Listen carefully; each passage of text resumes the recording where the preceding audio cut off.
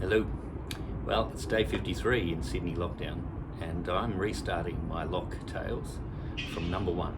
I'm going to start with some really old cocktails, and I'm going to work my way through to some new ones and some of my own invention.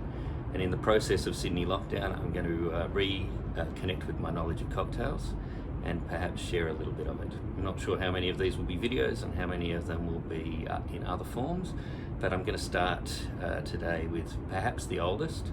It's always disputable, the Sazerac Cocktail.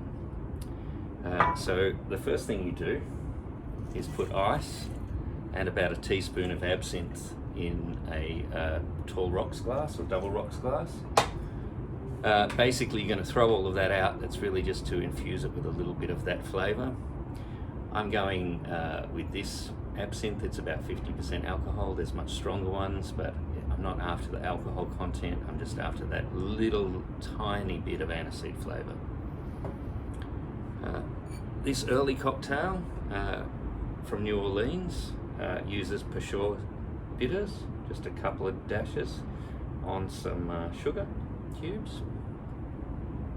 That's a good way to make sure that you don't use too much.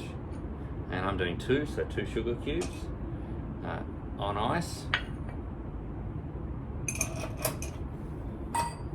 And then I need 1.5 shots of Sazerac rye whiskey for each cocktail, so I'm going with 3.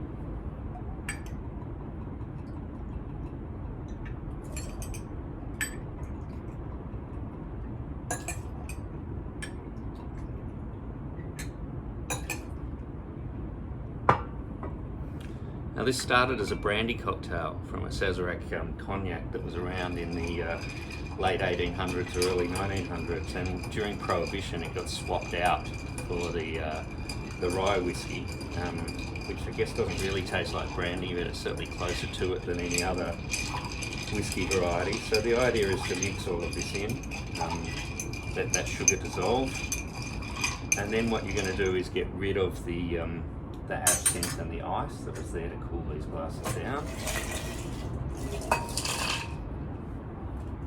I wouldn't recommend drinking that. I mean, straight absinthe in cocktails is pretty rare and generally pretty awful.